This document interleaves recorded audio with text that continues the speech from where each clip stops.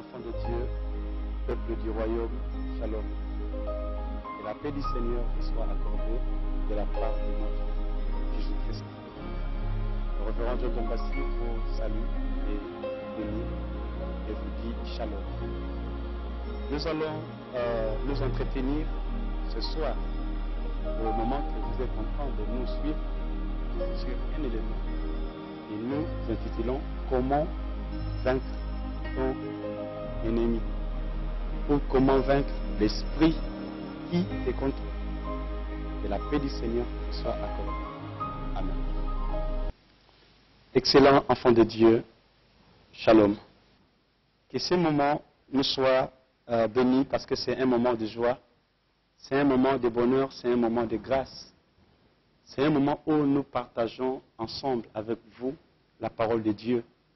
C'est pourquoi je vous bénis et vous qui venez de me recevoir, vous qui suivez cette image, soyez bénis de la part de notre Seigneur.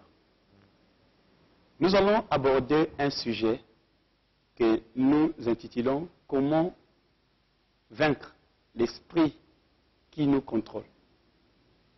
Nous savons, bien aimés dans le Seigneur, que beaucoup de choses ou beaucoup des éléments sont des sujets de la chute, des sujets de combat, des sujets de... Je vous inviterai à commencer ce moment avec moi dans la prière. Parce que toute chose, bien aimés, commence par la prière. Je vous inviterai à prier avec moi pour que Dieu vous bénisse. Prions. Éternel Dieu de gloire, je te bénis et je te rends grâce. Merci Père pour ce que tu es en train de faire. Merci Père pour ton esprit qui ne vient pas pour s'asseoir, mais qui vient pour travailler, qui vient pour faire des choses et qui vient pour agir. Agir dans la visitation d'un grand nombre que nous sommes.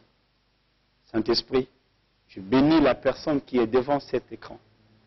Je bénis, Seigneur, ce qui tient, que ce message soit un changement dans sa vie.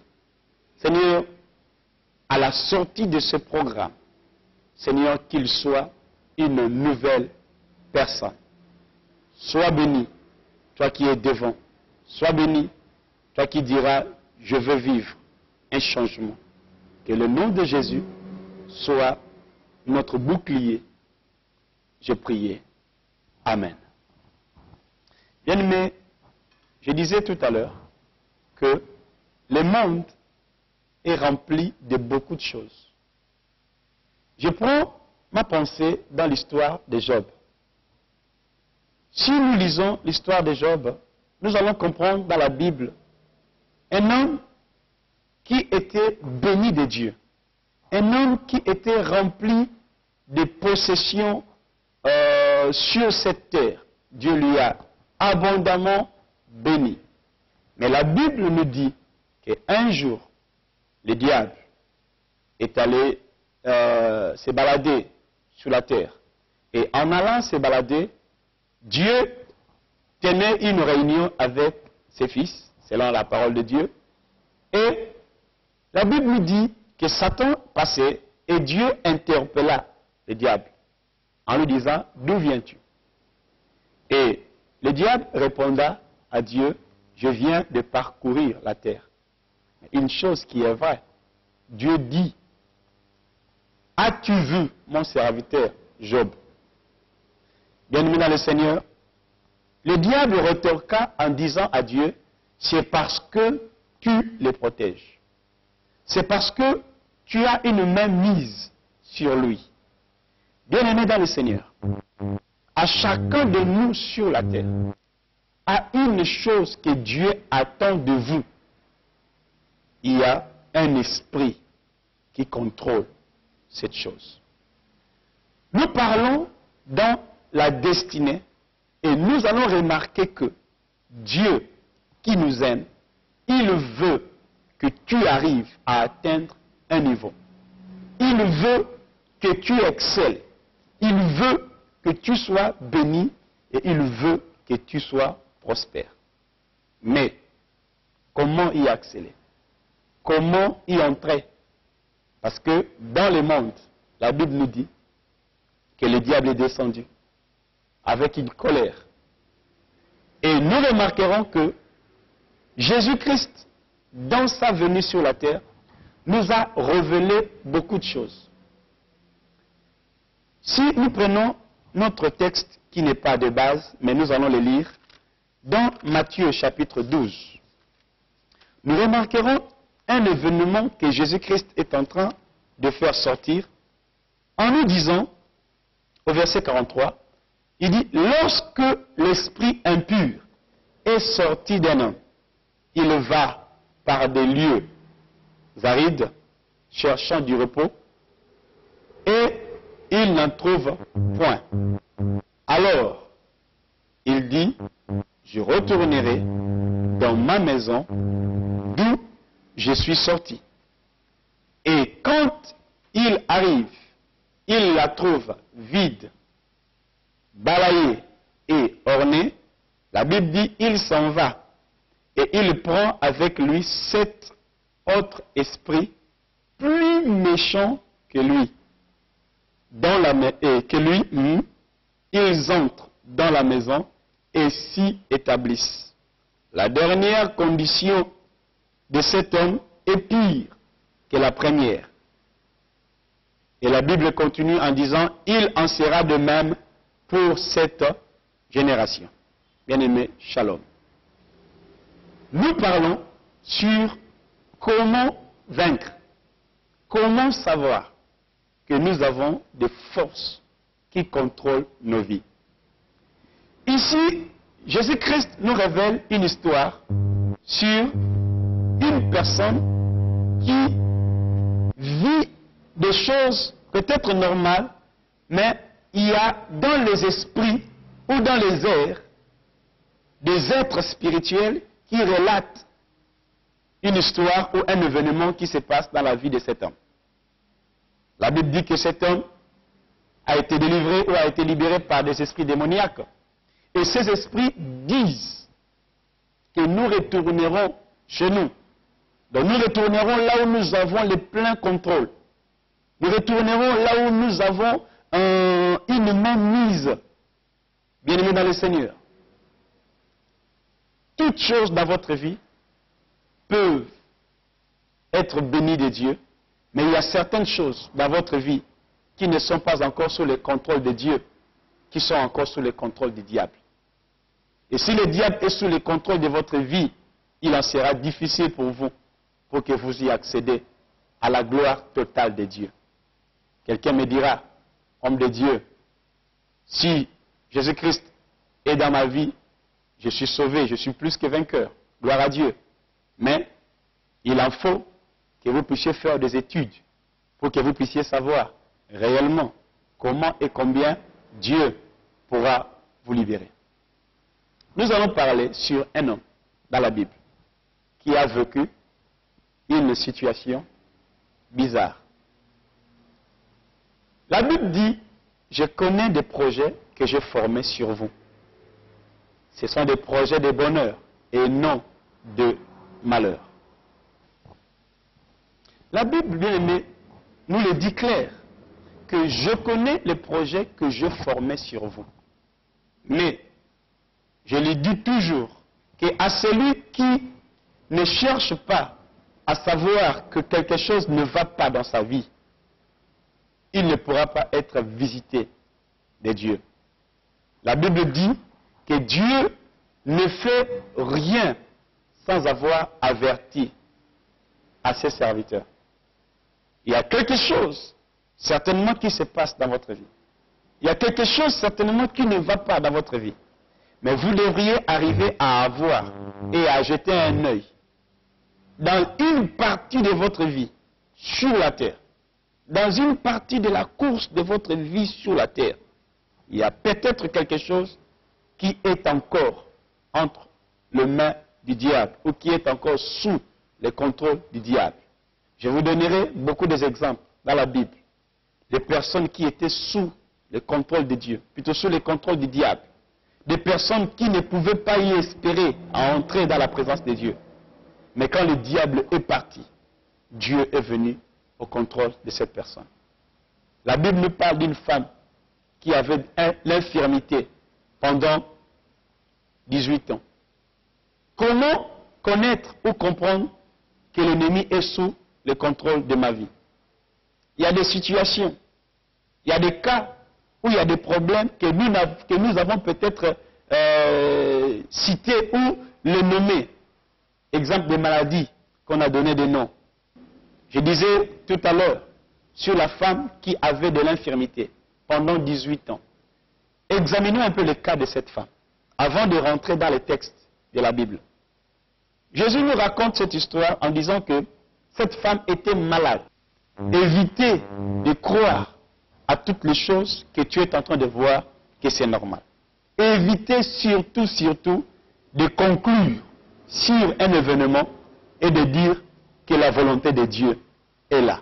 Bien-aimé dans le Seigneur, si la volonté de Dieu est sur la chose que tu es en train de vivre, tu ne pourras pas autant souffrir comme tu l'es maintenant. Gloire à Dieu que la souffrance vient aussi de Dieu. Gloire à Dieu que Dieu peut bénir quelqu'un par ce chemin-là. Mais il y a des cas où toi-même, tu vas t'asseoir et tu pourras réaliser qu'il y a un ça ne va pas dans ma vie. Je reviens toujours sur cet exemple. Cette femme, pendant 18 ans, bien aimé, tout a commencé comme quelque chose de normal. La femme peut-être semblait trouver une maladie normale. Elle pouvait peut-être aller à l'hôpital. Et de jour après jour, mois après mois, année après année, elle constata que quelque chose arriva à se manifester dans sa vie. Je ne sais pas si ce cas était pour elle dès sa naissance ou si elle a reçu ce cas pendant sa croissance sur la terre. Mais je crois que cette femme était née normale, cette femme vivait normalement, mais suite à un problème, suite à une situation, elle a été contrôlée par un esprit. Et cet esprit, Jésus l'a appelé l'esprit de l'infirmité. Elle avait de l'infirmité. Elle ne pouvait pas y être droite. Elle était tout le temps courbée. Elle ne pouvait pas marcher droitement. Et la Bible dit qu'elle venait à l'église, comme vous priez, comme vous allez souvent prier, comme vous allez souvent à l'église. Elle faisait tout ce que l'église demandait. Elle honorait la parole de Dieu. Mais au-dedans d'elle, il y avait quelque chose. Bien aimé, ce message, je ne l'attribue pas seulement aux païens, ni à ceux qui ne croient pas en Dieu, mais je l'attribue aussi beaucoup plus à ceux qui ont leur vie, à ceux qui ont donné leur vie à Jésus, à ceux qui sont à l'église, d'arriver à chercher à savoir aussi que s'il y a un ça ne va pas dans votre vie, bien aimé, il y a quelque chose qui contrôle votre vie. Peut-être pas il ne contrôle l'entièreté de votre vie, mais peut-être une partie de votre vie est contrôlée par le diable. Et si une partie de votre vie est contrôlée par le diable, vous ne pouvez pas réussir dans ce domaine-là. Il y a beaucoup de domaines de la vie. Il y a des domaines de travail, il y a des domaines de mariage, il y a des domaines de voyage, il y a des domaines, il y a plein de domaines que vous pouvez les citer même là où vous êtes. Et si vous réalisez qu'il y a d'autres domaines dont vous réussissez, mais d'autres domaines où vous ne réussissez pas, sachez les bien-aimés qu'il y a une main qui est dessus et qui vous contrôle, et qui vous contrôle plutôt. Cette femme, dans l'infirmité, venait. Et la Bible dit ces jours-là, Jésus dit à cette femme-là, vous êtes délivrés de votre infirmité. Donc, cela veut dire que Jésus a vu que le cas que cette femme avait, c'était un cas anormal. Vous pouvez être là, ma soeur, mon frère.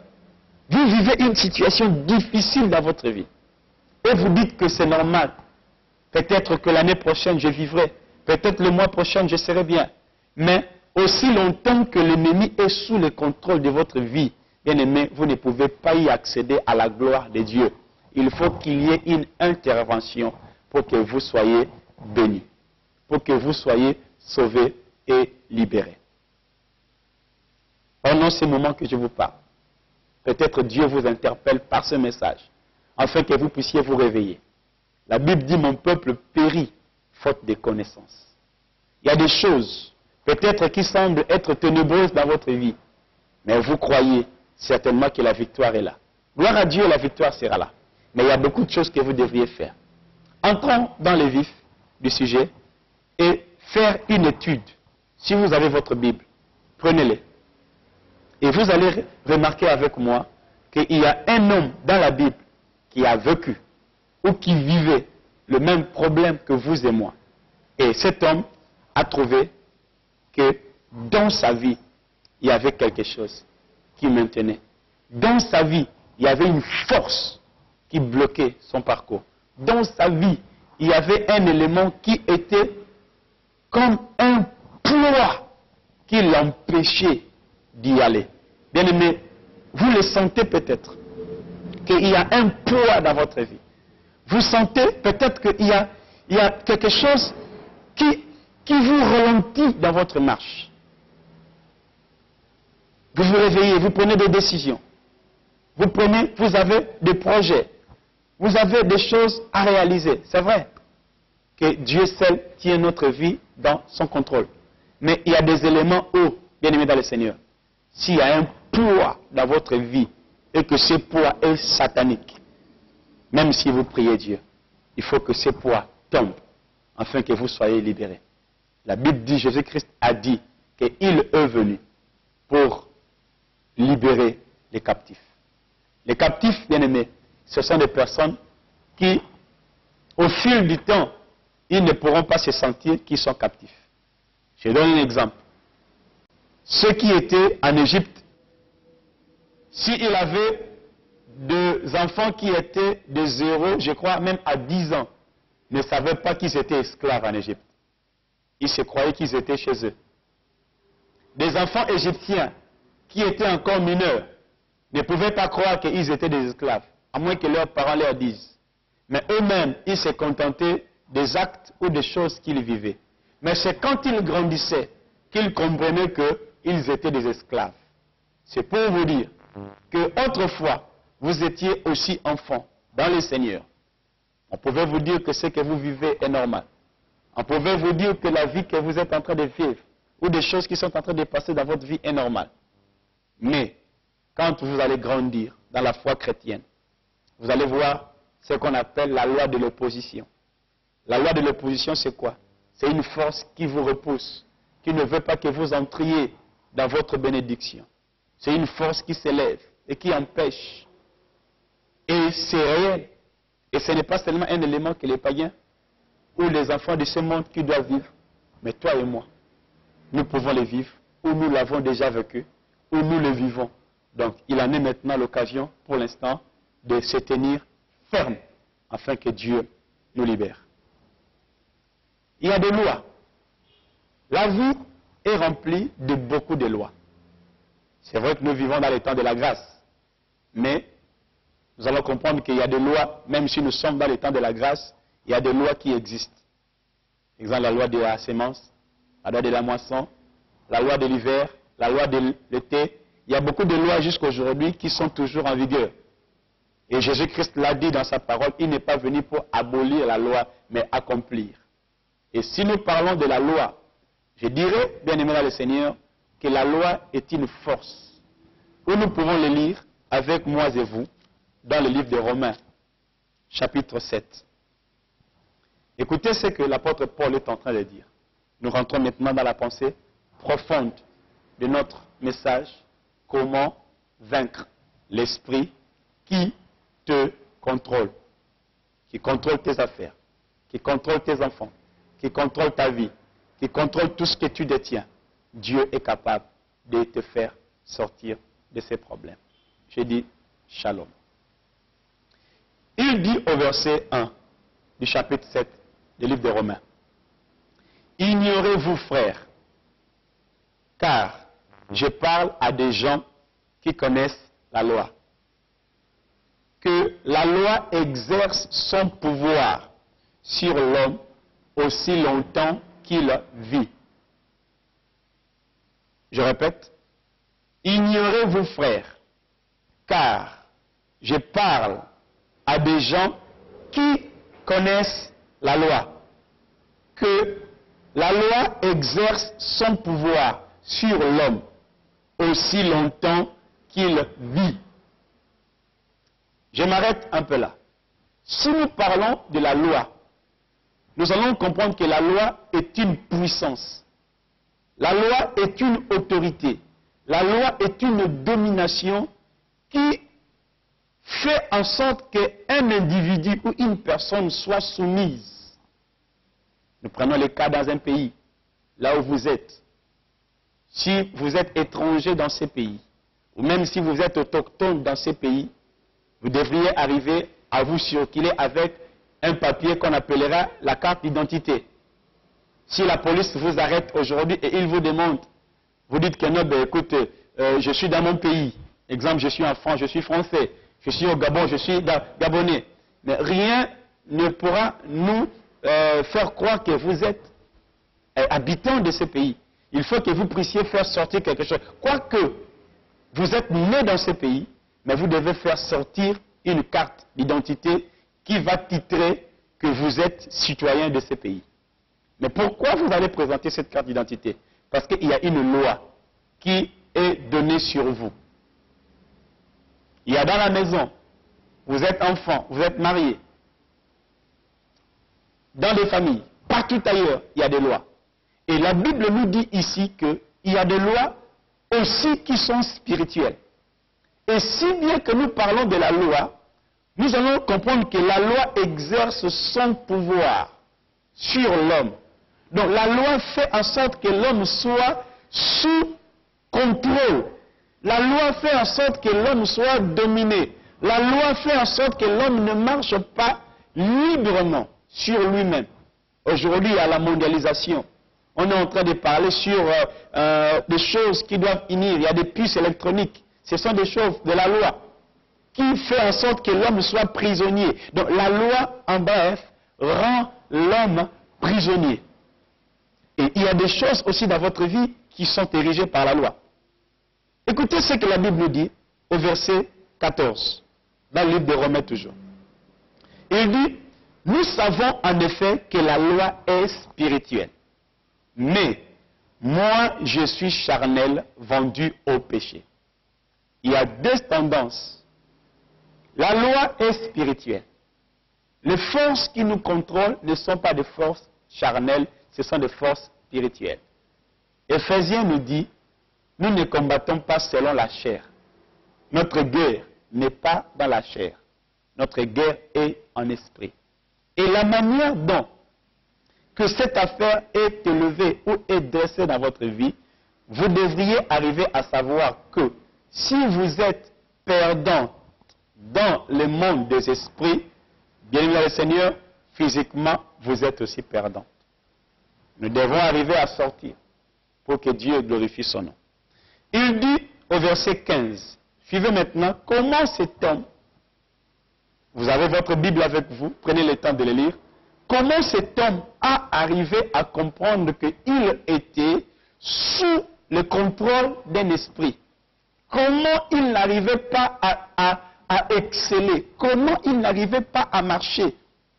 Mais vous priez, oh Seigneur, pourquoi telle chose ne m'arrive pas? Pourquoi je n'arrive pas à affronter telle situation? C'est vrai, j'ai le ciel gratuitement, mais mon salaire, mon travail, mon mariage, mes affaires, il y a tout le temps des blocages. Par-ci, par-là, je vais à gauche, ça ne va pas. Je vais à droite, ça ne va pas. Mais qu'est-ce qui se passe dans ma vie? Bien-aimé, arrivez à poser des questions dans votre vie. Par ce message, vous pouvez peut-être savoir qu'il y a quelque chose qui se passe dans votre vie sur le plan spirituel. Allons-y. Il dit, car je ne sais pas ce que je fais, je ne fais point ce que je veux, et je fais ce que je hais. Gloire à Dieu. Je réponds. Il dit, car je ne sais pas ce que je fais, je ne fais point ce que je veux, et je fais ce que je hais. Peuple de Dieu, il arrive ici dans la Bible à réaliser que il y a une force qui le pousse vers le mal. Combien tu te décides? Et en lisant ces versets, j'arrive à comprendre qu'il y a beaucoup de personnes où nous pouvons les accuser comme des pécheurs, comme des prostituées, des ivrognes, des voleurs, des impudiques, où on peut citer toutes sortes de choses qu'on peut les accuser, mais j'ai conclu, bien aimé, dans la Bible, en lisant ces versets, que d'autres personnes, peut-être vous, vous ne faites pas ces choses parce que vous voulez les faire. Mais il y a une force qui vous contrôle et qui vous pousse vers le mal. Vous êtes à l'église. Vous voulez vraiment abandonner cette vie. Enfant de Dieu.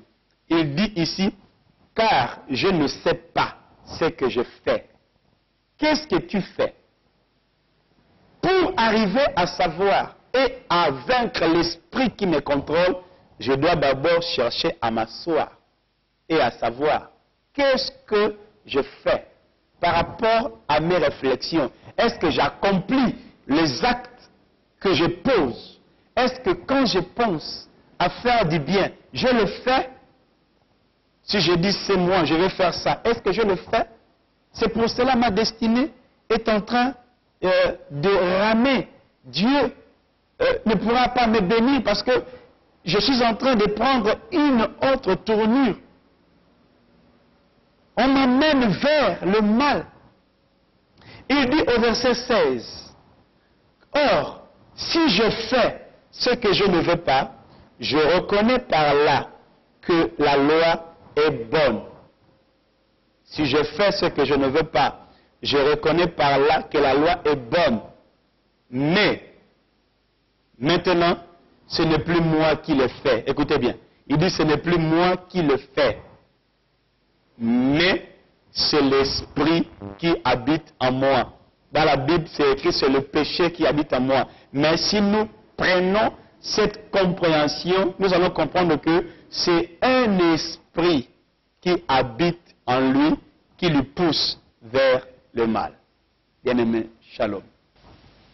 Par là, enfant de Dieu, nous allons comprendre avec vous que cet homme dans la Bible réalise qu'il y a une force qui habite en lui, qui le possède. Peut-être pas totalement, mais partiellement, ou une partie de sa vie est contrôlée. Je disais tout à l'heure, sur peut-être l'esprit de la prostitution, sur l'esprit de l'ivrognerie, où tu as toujours tendance d'aller boire, sur l'inceste. Tu peux voir ta fille, ta propre fille, mais tu es tourmenté. Mais pourtant, tu as ta femme à la maison. Mais qu'est-ce qui te pousse d'aller vers ta fille? Qu'est-ce qui te pousse d'aller voler? Mais pourtant, tu as l'argent. Qu'est-ce qui te pousse d'aller faire le mal? Et pourtant, tu es chrétien, tu es chrétienne. Enfant de Dieu, comprenons ces choses. Allons rapidement parce que Dieu veut encore nous faire montrer des choses plus excellentes. Il dit au verset 18, « Ce qui est bon, je le sais. Ce qui est bon, je le sais, n'habite pas en moi. » Il dit, « Ce qui est bon, je le sais, n'habite pas en moi. » C'est-à-dire dans ma chair. J'ai la volonté, mais non le pouvoir de faire le bien. Revenons sur ce mot « pouvoir ». Il dit, j'ai la volonté, mais non le pouvoir. Je vous ai dit tout à l'heure que la loi, c'est un pouvoir. Bien-aimé dans le Seigneur. C'est pourquoi des fois, tu prends des décisions. Tu dis qu'à partir d'aujourd'hui, j'arrête ça. Mais aussi longtemps que tu ne vas pas vaincre cet esprit, la décision que tu as prise va tomber dans l'eau. Aussi longtemps que tu ne vas pas faire la guerre avec cet esprit-là, la décision que tu as prise va tomber. Je vous pose cette question. Combien de fois vous avez déjà pris des décisions? Combien de fois avez-vous décidé d'arrêter cette démarche? Combien de fois avez-vous décidé d'arrêter cette vie? Combien de fois avez-vous décidé de ne pas continuer ce travail? Mais vous l'avez toujours fait. On ne prend pas une décision en disant que j'arrête ça. Non, mais on chasse l'esprit et après avoir chassé l'esprit, c'est à ce moment-là que la décision que tu as prise va entrer en vigueur. Jésus a dit quoi? Que si un esprit pieux plutôt sort d'un corps humain, il dit j'irai. Donc ça veut dire ceux qui contrôlaient cet homme, l'esprit qui était sous le contrôle, sous le pouvoir de cet homme est parti. C'est à ce moment-là que l'homme l'a libéré. Nous avons parlé tout à l'heure de l'infirmité de cette femme. Après avoir été guérie, bien-aimé, vous allez voir que cette femme s'est mise droite. Si nous lisons dans la Bible l'histoire des fous de Gadara, vos enfants sont devenus des criminels. Vos enfants sont devenus bandits à la maison. Les enfants ne vous entendent plus. Les enfants ne sont plus soumis. Il n'y a rien qui va à la maison. Ce n'est pas par les frappes. Ce n'est pas par parole que vous allez vaincre ces démons qui bloquent vos enfants. Mais il faut le chasser. Si vous comprenez quel est l'esprit qui contrôle vos enfants et vous chassez cet esprit-là, vos enfants seront libérés. Si vous comprenez l'esprit qui contrôle votre mari, vous pouvez chasser cet esprit-là, votre mari sera libéré. Si vous contrôlez l'esprit qui vous contrôle, si vous cherchez à savoir l'esprit qui vous contrôle, eh bien vous allez obligé de chasser cet esprit et cet esprit va partir et vous serez libéré. Gloire à Dieu. Il dit, je n'ai pas le pouvoir, mais j'ai la volonté. Parce que cette force est au-dessus de mes forces.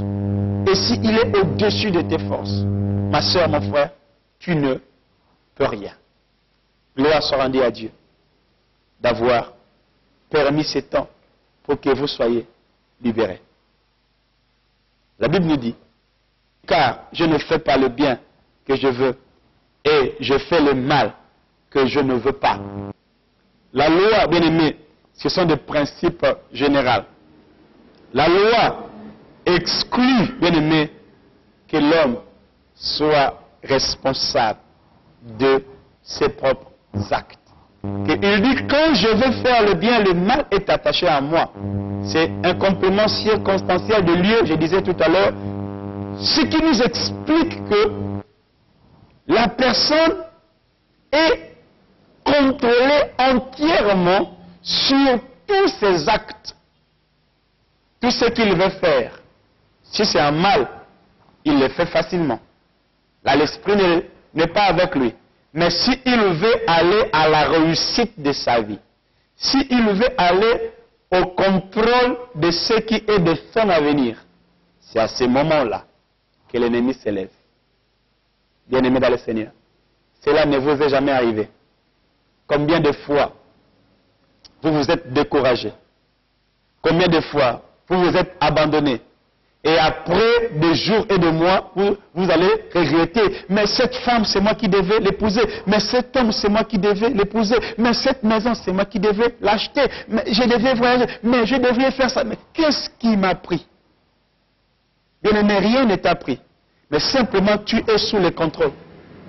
Et pourquoi tu es sous contrôle? Parce que la chose qui te contrôle ne veut pas que tu entres dans ta destinée. La chose qui te contrôle ne veut pas que tu vives la gloire de Dieu. C'est simple. Il dit, quand je veux faire le bien, le mal est attaché. Donc, nous avons parlé tout à l'heure, le mal c'est un esprit. Donc, je peux prendre ces versets et je les prends dans un autre sens où nous pouvons l'expliquer. Quand je veux faire le bien, cet esprit qui me contrôle est attaché à moi. Il y a un homme qui est venu me rendre visite.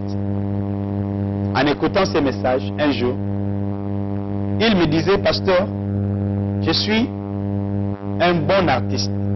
Il fait des tableaux de peinture dans un pays de la place.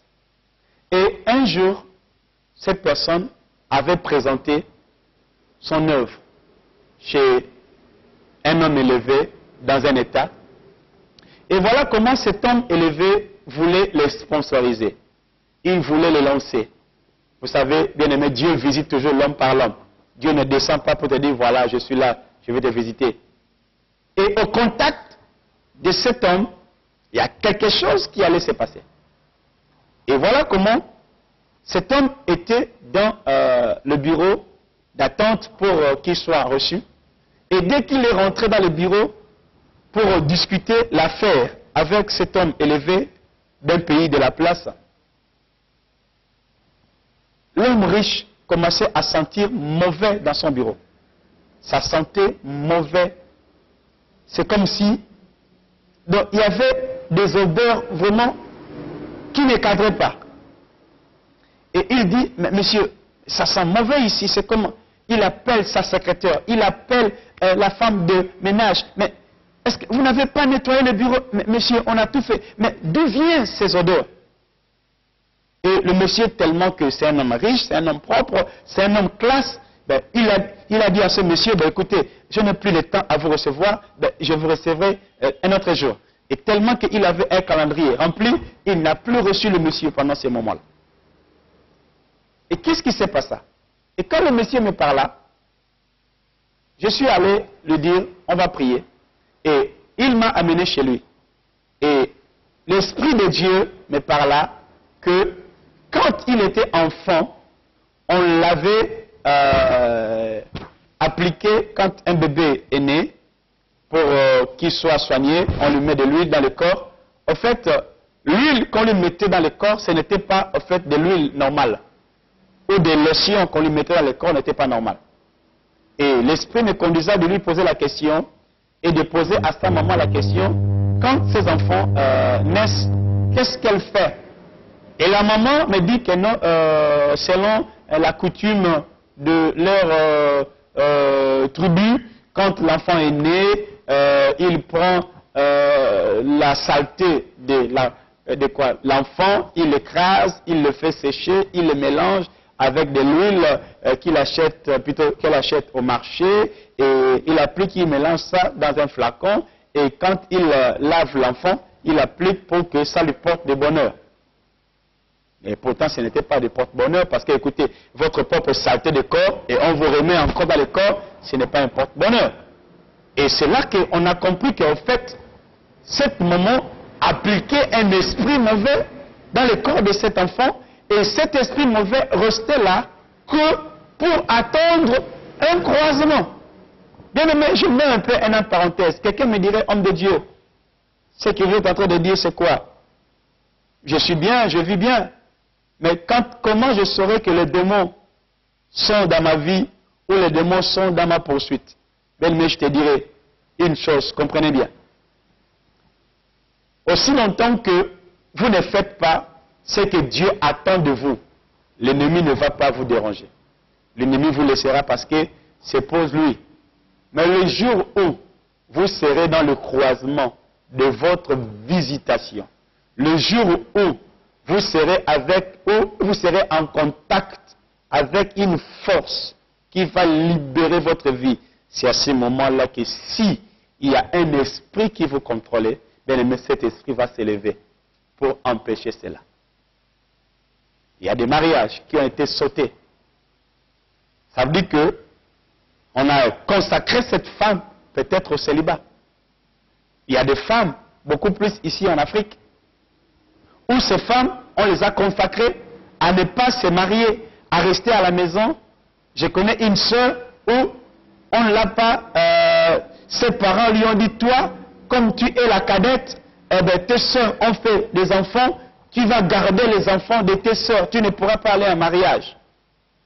Et tous les hommes qui venaient chez cette femme-là, ben, ils faisaient des enfants tranquillement, donc l'homme venait dormir chez la femme et l'homme partait, c'était une vie normale. Mais dès que l'homme décidait à épouser la femme, il dit, bon écoutez ma femme, plutôt ma chérie, ma fiancée, bon on a fait quand même 2-3 ans, il faut quand même qu'on régularise notre situation.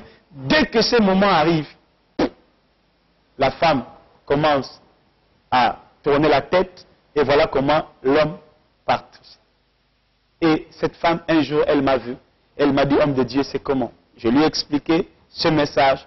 Elle était troublée en cherchant à savoir qu'elle a vécu une vie des dizaines d'années avec des hommes comme ça dans sa maison, mais aucun homme qui est resté, parce que si un homme décide de se marier avec elle, c'est à ce moment-là que ça ne marchait pas. Et quand ça ne marchait pas, l'homme partait. Et un autre homme venait, et ainsi de suite. Et c'était comme ça pendant tout le temps que cette femme a vécu. Et gloire soit rendue à Dieu, on s'est vu, on a prié, on a détecté cet esprit qui était au contrôle de cette femme, et dans la prière, cette femme a été libérée. Ce qui veut dire que cet homme connaissait Dieu. Cet homme allait à l'église comme toi et moi. Il dit, je prends plaisir à la loi de Dieu, selon l'homme intérieur, mais je vois dans mes membres une autre loi qui lutte contre la loi de mon entendement et qui me rend captif de la loi du péché qui est dans mes membres. Bien-aimé, dit Amen. Bien-aimé, en te posant beaucoup de questions, la Bible dit, invoque-moi, je te répondrai. Quand tu te poses autant de questions, Dieu, il tient certainement sur ses rails pour te bénir afin que tu sois sauvé. Cet homme dit, je vois dans mes membres. Les membres, c'est quoi? C'est les mains, le corps, les yeux, la tête. C'est l'extérieur. Il y a une loi dans son intérieur qui est la loi de Dieu, mais la loi qui lui rend captif, c'est la loi de l'extérieur. Une force opposante qui l'empêche d'entrer en possession. Il dit, et cette loi lui rend captif à la loi du péché qui est dans ses membres, à la loi de ce démon ou de cet esprit qui te contrôle. Comment vous le réalisez? Comment vous remarquerez votre vie? Souvent, vous avez un projet. Je donne un exemple. Une femme. Souvent, cette femme, elle ne cherchait pas le travail. Et à chaque fois qu'elle voulait chercher le travail, où on lui donnait le rendez-vous, elle dormait vraiment avec un sommeil profond. Au point où quand elle partait au rendez-vous, le temps était déjà parti. Et un jour, on avait un programme, et dans la prière de ce programme, le Saint-Esprit me révéla qu'il y a une femme qui a un esprit qui est dans son dos, et cet esprit l'affaiblisse pour qu'elle ne soit pas forte, pour qu'elle ne marche pas beaucoup, pour qu'elle reste toujours assise et qu'elle dorme beaucoup. Et cet esprit, elle l'a projeté par terre, elle est tombée et elle a été délivrée par cet esprit-là. Bien-aimé le Seigneur. 2 semaines après avoir été libérée, cette femme est partie chercher du boulot et elle a trouvé du travail.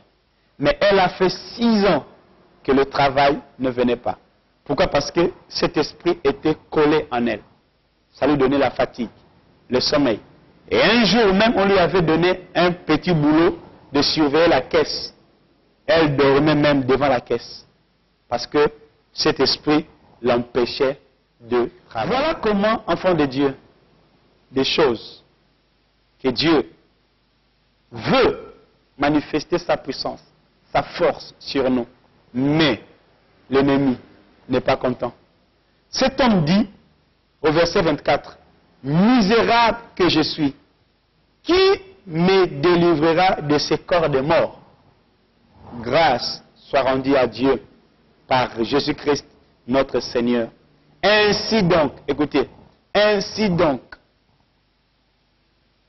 moi-même, je suis par l'entendement esclave de la loi de Dieu, et je suis par la chair esclave de la loi du péché, ou esclave de l'esprit qui me contrôle. » Donc, cela veut dire que cet homme était contrôlé par 2 esprits.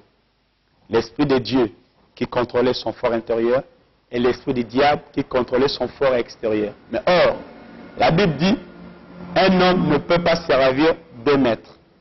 Soit Dieu est avec toi, ou soit le diable est avec toi. Comment tu te sens? Comment tu vis? Comment tu vois ta vie, mon frère, ma soeur? Comment jusqu'à aujourd'hui cette situation n'arrive pas? Qui contrôle ta vie? Il y a beaucoup de voies et moyens, en concluant ces messages, qui fait en sorte que tu sois contrôlé. 1. L'ennemi, le diable. Il ne aimera jamais que tu sois béni. Je disais tout à l'heure, la Bible dit malheur à la terre et malheur aux habitants de la terre. Ce qui veut dire, tout ce que nous allons entreprendre, l'ennemi viendra toujours pour nous déranger. Mais, si Dieu est avec nous, personne ne sera contre nous. Dieu a rappelé à Job. Et Job a dit quoi? Que c'est toi qui contrôles sa vie. Donc, plutôt, le diable a dit à Dieu que Dieu contrôle la vie de Job. Ce qui veut dire, si Dieu ne contrôle pas ta vie, et que lui, il a la possibilité de contrôler ta vie, bien aimé, c'est le désordre total. Lisons ce verset dans Jean chapitre 9, pour que nous puissions comprendre aussi dans la loi de contrôle qui peut être derrière. Jean chapitre 9 nous explique à un aveugle. La Bible dit Jésus vit un homme aveugle de naissance. Ses disciples lui posèrent cette question. Rabbi, qui a péché? Cet homme ou ses parents pour qu'il soit né aveugle?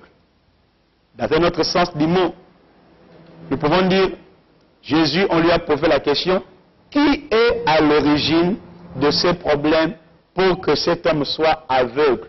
Ou dans un autre sens du mot, pour que cet homme soit contrôlé par l'esprit d'aveugle. Il y a des démons d'aveuglement. Mais Jésus, si nous lisons dans la suite, il a dit, ce n'est pas un homme ni une femme, ni lui-même, mais c'est pour la gloire de Dieu. Donc, si Dieu n'est pas au sujet de ton problème, ça veut dire que soit c'est toi-même qui a encaissé ou qui a ouvert une porte afin que l'esprit vienne contrôler ta vie, parce que ça aussi ça arrive. La personne aussi peut être le victime ou l'auteur de sa propre vie. Tu es là, tu as fait des choses, tu as pactisé, tu es allé signer des pactes, tu es allé faire des alliances, tu as escroqué, et tu as fait beaucoup de choses où tu es en train de payer tes propres actes. Ça peut arriver. Et un autre élément qui peut aussi faire en sorte que l'esprit nous contrôle, c'est par notre environnement. L'environnement, c'est le milieu que nous travaillons, nos parents, nos amis, dans le foyer, ça peut aussi contrôler. Dans le monde des esprits, il n'y a pas la chair qu'on peut maîtriser. Je connais une famille dont et le papa et la maman étaient contrôlés par les enfants. Et la Bible même nous en parle. Parce qu'aujourd'hui, si vous êtes un père ou une mère, vous pouvez dire toujours que non, bon, j'ai l'autorité sur mes enfants. Mais pourtant, dans la nuit, quand vous dormez, vous êtes même soumis sur le contrôle de vos enfants. Donc ce sont vos enfants qui vous tiennent en main par la sorcellerie, par des fétiches et par beaucoup de choses. Je disais tout à l'heure, une famille dans une ville qu'on est allé délivrer.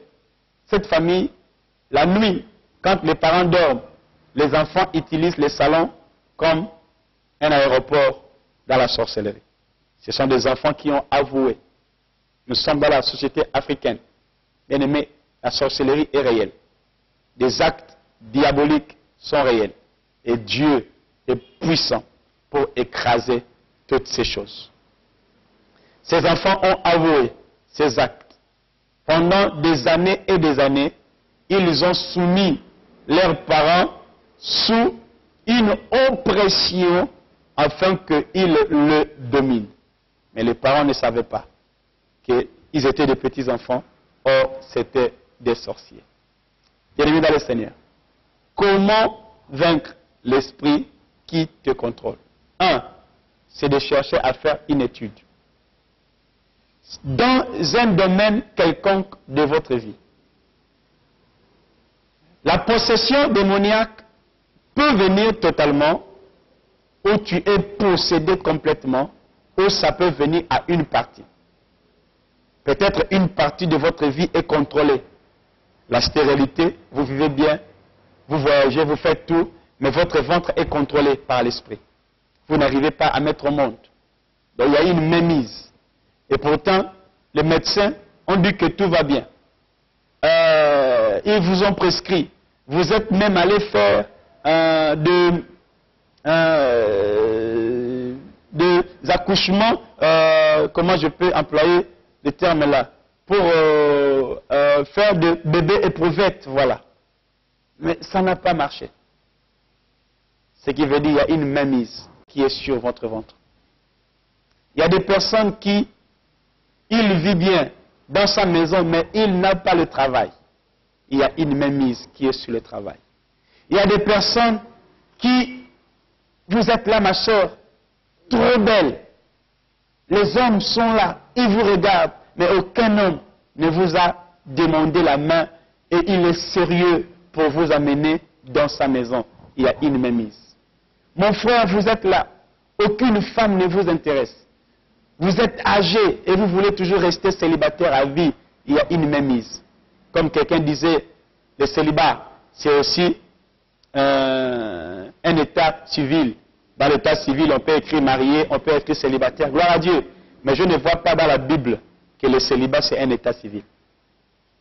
La Bible dit que l'homme quittera son père et sa mère. Il n'a pas dit que l'homme restera toujours là où il est.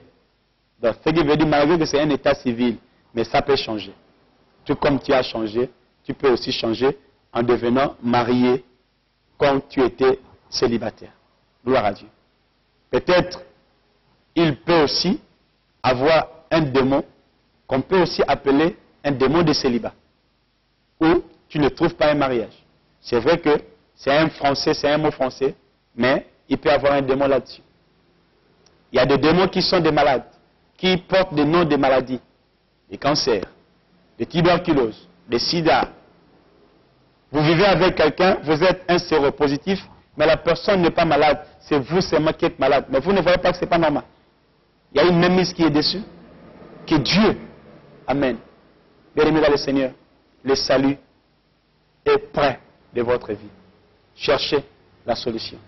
Dernier point, allez-y, trouvez un homme de Dieu que vous considérez qui peut faire ce travail de chasser l'esprit qui est dans votre vie. Le temps de délivrance est réel. Mais la Bible dit un homme ne peut pas chasser un esprit qui est dans ce corps ou dans cette maison sans avoir lié l'homme fort. Vous êtes dans un endroit quelconque, s'il y a une église qui est proche de vous, où vous connaissez un homme de Dieu qui a la grâce de Dieu en lui, vous pouvez l'expliquer en lui disant, homme de Dieu, j'ai quelque chose qui ne va pas dans ma vie, dans tel domaine. Priez pour moi, pour que Dieu étende sa main dans ma vie. Dieu étendra sa main dans ta vie. Mais d'ores et déjà, je veux prier pour vous présenter entre les mains de Dieu, afin que toutes les choses vous soient accordées favorablement. Prions.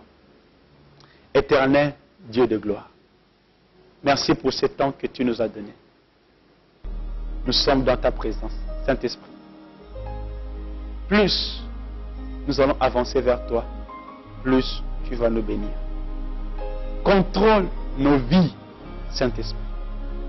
Que ta main puissante soit sur nous. Ma soeur, mon frère, si vous êtes malade, si vous sentez qu'il y a un esprit qui vous dérange, même devant votre poste téléviseur, un miracle peut se produire. J'appelle à la guérison de Dieu. J'appelle à la délivrance. J'appelle à la puissance de Dieu de libérer votre vie pendant que vous êtes en train de passer ces moments avec moi au nom de Jésus. Là où il siège, je détrône sa vie et je brise son trône dans votre vie au nom de Jésus. Que la gloire du Dieu Tout-Puissant vous soit accordée. Je prie et je dis Amen. Bien-aimés, je vous dis au revoir. Et que la paix du Seigneur vous soit accordée. Restez fidèles à nos programmes pour qu'à la prochaine fois, nous vous parlions encore quelque chose de la part du Seigneur. Le salut et votre partage. Jésus a dit, il est venu, Dieu l'a oint pour libérer les captifs. Si vous êtes captif par ce message, vous êtes libre. Que Dieu vous bénisse. Shalom.